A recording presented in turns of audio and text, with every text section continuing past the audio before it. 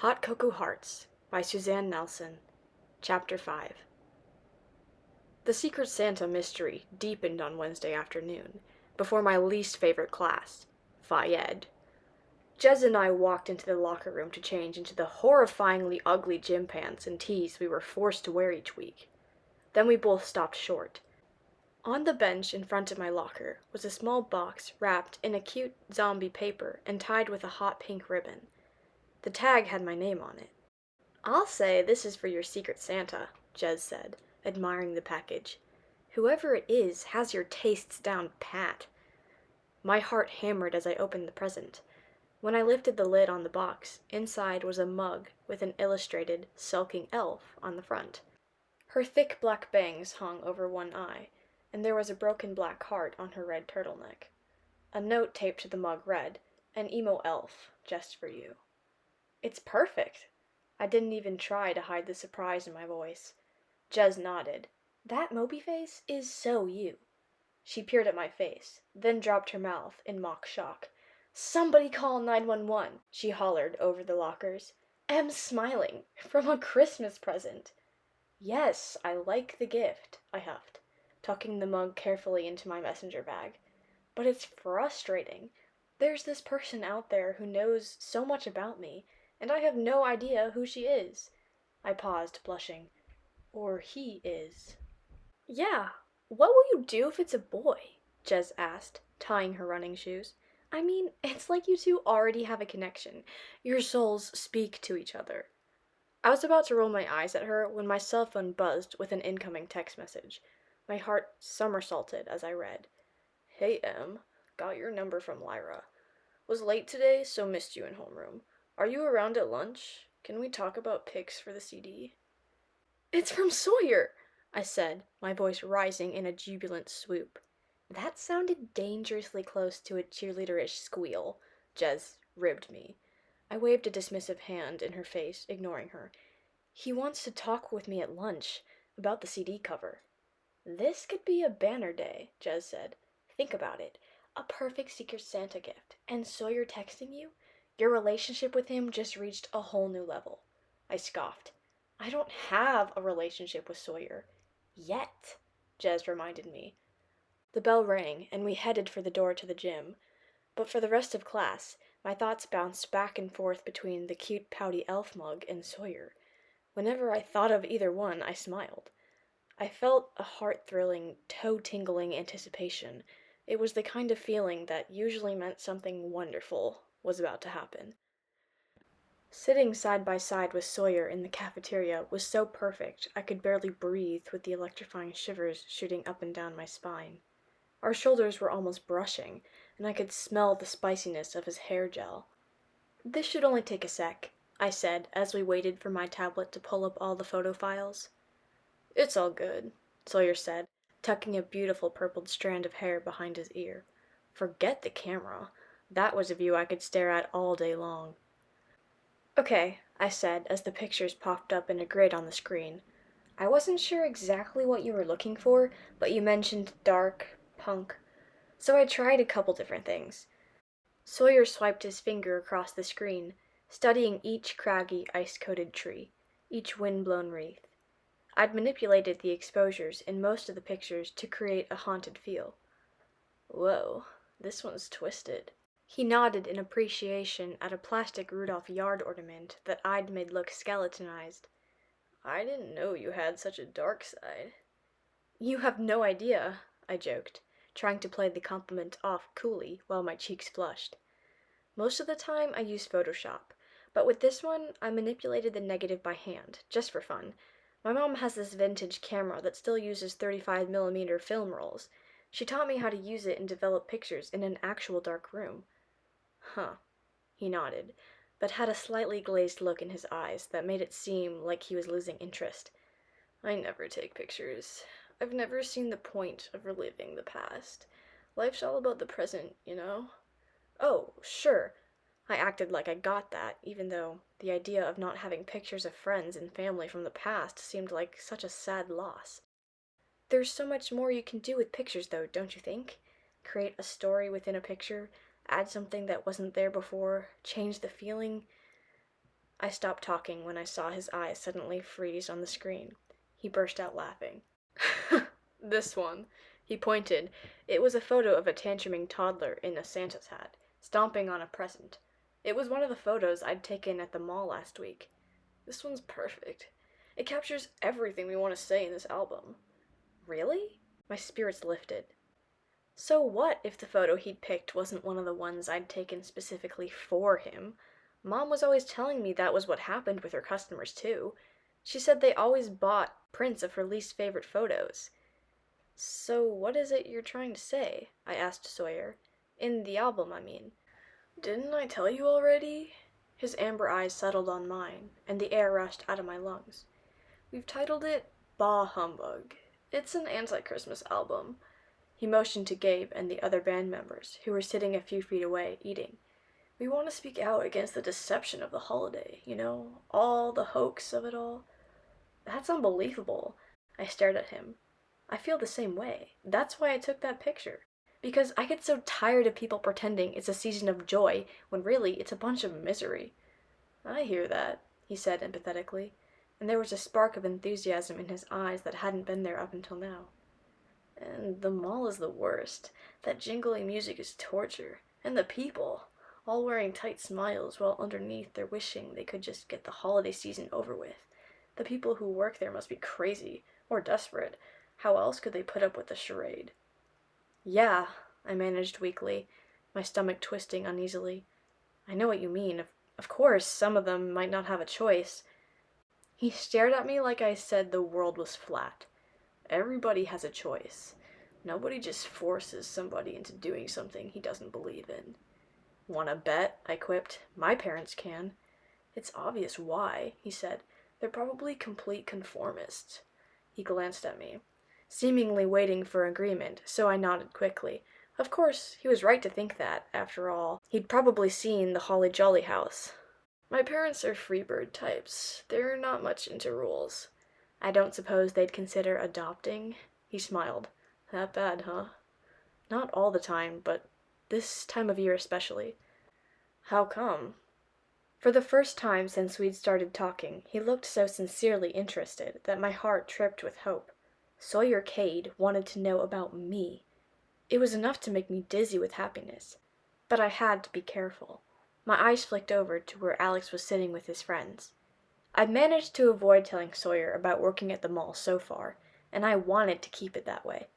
If he knew the truth, he'd think I wasn't strong enough to stand up for my beliefs, or that I was a hypocrite. Now that we were finally talking after all the time I'd spent crushing on him from a distance, I didn't want to mess it up. I hesitated, debating how much, if anything, I wanted to share, when suddenly, from across the cafeteria, I heard music. The lunchtime chatter trickled to whispers as 4 kids I recognized from the Glee Club danced across the room dressed as candy canes singing Jingle Bells in perfect harmony. When I realized they were headed straight for us, my first instinct was to run. My second was to sink into the floor and die. Neither was possible. When the quartet was a few feet from where Sawyer and I were sitting, they changed their tune to We Wish You a Merry Christmas, turning all their smiling faces in Sawyer's direction. I glanced at Sawyer, who was watching the escapade with a mixture of amusement and nonchalance. As soon as the quartet finished singing, they presented him with a bouquet of red and green balloons and candy canes. Let me guess, Gabe said as he walked over to inspect Sawyer's balloons. Secret Santa strikes again? Sawyer glanced at the note attached to his bouquet and nodded, then shrugged. It could have been worse. And in defense of my Secret Santa, I'm not that easy to buy for, he said good-naturedly. He turned to me. Are you having better luck with yours? I nodded. My gifts have been great so far, although I really wasn't into the whole thing in the first place. Me neither, he said. Still, though, I guess it's a good way to get to know people better. He gave his balloons a shake. Or not. The bell rang, and I felt a twinge of disappointment that our time was over so soon. We stood to throw our trash away, and then he turned back, those soulful eyes peering out at me from under his dark, jagged bangs. That picture will be perfect for the CD cover. You totally got what I needed. Thanks. My blush deepened. I'll email you the picture right now. Perfect. The CDs should be ready sometime next week. "I'd love a copy," I blurted. He smiled. "You'll be the first person I give one to." Then he was gone in the crowd of kids shuffling out of the cafeteria, taking my heart with him. "I can't believe it," Jez said, within seconds of Sawyer being safely out of earshot. "I've never seen him look at a girl that way before. Plenty of girls look at him that way, but never the other way around." Even though I wanted to be rational about this, my smile kept spreading. I just wish I knew for sure how he felt, something concrete. I stopped mid-sentence and grabbed Jez's arm. "I can't believe it! She's actually wearing it!" I motioned to Nissa, who was a few feet ahead of us in the crowd of kids, showing off the fitted pink tee I'd slipped into her school bag on the way out of homeroom this morning. It was my second Secret Santa gift to her. On the front of the shirt was a quote from Glee's Rachel that read, "I look forward to the day the paparazzi provokes me and I attack them." I'd taken a risk with it, not knowing how much of a sense of humor Nissa really had. But as I watched, I heard her saying to Dana, one of her Glee friends, "I love it! It's so me, don't you think?" "I guess," Dana said lackadaisically, as she fiddled with her lip gloss. "I never pictured you wearing campy TV slogans before." "Me neither," Nissa said, with her tinkly laugh, "but it's fun." "It does make me feel guilty about the Secret Santa gifts I've been giving, though. I can't get any of them right," she sighed, tucking a strand of her glossy blonde hair behind her ear. "Did you see Sawyer's face in the cafeteria? He hated the singing holidaygram. I want to give him something he likes, but the problem is, I don't get Sawyer at all." "I do," I blurted, and 3 pairs of shocked eyes turned my direction. Jez gave me a "What are you doing?" glance, and Dana's brow knitted in confusion. Nissa gave me a slightly mystified but not unwelcoming smile. "Get Sawyer, I mean," I swallowed, pressing onward. "Look, I heard you talking about the Secret Santa thing, and I know Sawyer. I could help with ideas if you want." Nissa breathed out a sigh of relief. "Really? That would be awesome, because I'm getting desperate." Yeah, the holidaygram made that loud and clear. I realized as soon as I said it that it might have been wiser to tone down my usual sarcasm. But Nissa's eyes widened in astonishment, and then she burst into giggles, shaking her head. "You and Sawyer really must be soulmates." My adrenaline surged. "Wait, what do you mean?" "Oops!" She slapped her hand to her mouth in a dramatic gesture, perfectly suited to stage performances. Then she leaned toward me conspiratorially. "I probably shouldn't tell you this, but it's just too perfect." She grinned gleefully and whispered, "Sawyer's your Secret Santa." My breath caught. "What?" I gasped when I was finally able to talk. Nissa nodded. "It's true. I heard him talking about it outside Mr. Gunther's history class the other day." My mind reeled giddily, trying to process what I'd heard. Sawyer. It was like a dream come true. I wanted to laugh, or dance, or shriek with joy. But then, the late bell buzzed, and we all jumped. Nissa gave a childish pout, clearly sad to be missing out on the chance to gossip more. "I have to go, or Mrs. Jenkins will give me a tardy again." She waved to me and Jez as she and Dana walked away. "I'm going to pick your brain about you-know-who later," she called over her shoulder. I nodded, and then turned to Jez, smiling dazedly. "Sawyer's my Secret Santa." I shook my head. That's fate," Jez finished for me. 3 hours later, I set my brand new mug down on the counter at Cocoa Cravings and said, "Fill her up." "I don't even get a hello?" Alex said teasingly. I said in my best blasé tone. "We're past that. You don't want my hello as much as you want my hot chocolate conversation, so I figured I'd cut to the chase." "You caught me there," he laughed and poured me some hot chocolate. "I call this one Caramel Crush." I took a sip, and salt crystals and caramel zinged pleasantly over my tongue. But it left a sticky, sugary coating in my mouth. "It was off to a promising start," I said. "Then it turned syrupy." Alex sighed. "You're one tough critic." "Sorry," I shrugged. He grinned, then examined my mug and whistled. "That's one tough-looking elf." A blush rose to my cheeks.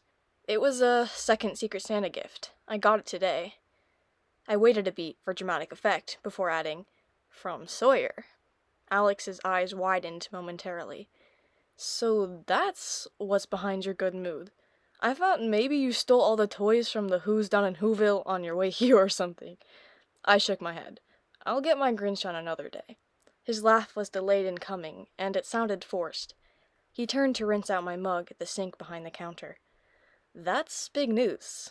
How'd you find out Sawyer was your Secret Santa? Nissa's his Secret Santa. While I was offering to help her pick out some gifts for him, she accidentally, on purpose, spilled the beans, I explained. She's stuck on the idea of the two of us being meant for each other. So is Jez. And you believe it too, he said matter-of-factly as he set the clean mug in my hands. I do. My heart hammered wildly as he looked at me. Before I knew he was my Secret Santa, it was tough to tell if I'd ever have a shot with him. I thought we'd have a connection if he ever noticed me, but now I know he's been noticing me all along, I smiled. This changes everything. Alex regarded the mug thoughtfully. Look, he said finally, I don't want to burst your bubble or anything, but what if he doesn't know you the way you think he does? I stared at him, feeling an itch of irritation. What did Alex know? We both love the same music, we both hate Christmas, plus he knows I love Venom candy, and the mug is basically made for me. What if someone else is helping him pick out the gifts he's giving you, the way you're going to be helping Nissa? His shoulder tensed, like this whole conversation was making him uncomfortable. I'm just saying that maybe you shouldn't read too much into it. And maybe you shouldn't be so negative, I snapped, frowning. Why was he acting so weird about this? And why should his opinion matter to me anyway? I sighed, crossing my arms. I shouldn't have told you. I had a feeling you didn't like Sawyer. I like Sawyer just fine. That's not the problem. Then what is? I glared at him, waiting. Alex blew out her breath. Nothing. Forget it, he shrugged. You're right. It's not any of my business. He gave me a smile. It wasn't his usual wide, easy smile, but smaller, more polite, and somehow less real. Anyway, it's nice to see you enjoying something about Christmas. Finally. Nuh-uh. I wagged a finger at him. Don't even think about giving Christmas the credit for this. This is Sawyer's doing. Okay, he said. I just thought if you were coming around to the idea of Christmas, it might make what I'm about to tell you easier to take. I narrowed my eyes at him. I did not like the sound of this. What are you up to? Spill it. He held up his hands innocently. It wasn't me, I swear. Abuelo and your dad were talking. They had it all planned out before I even got here from school. Had what planned? I asked. Our trip to Manhattan this Saturday? Abuelo has to go to this store called Calustian's. That's where he does his spice shopping for the hot chocolate. It's the best place to get pasilla de Oaxaca chilies. Your dad thought it'd be fun for you to tag along and see the city decked out for the holidays. He said you used to go in with your grandma, but you haven't been since.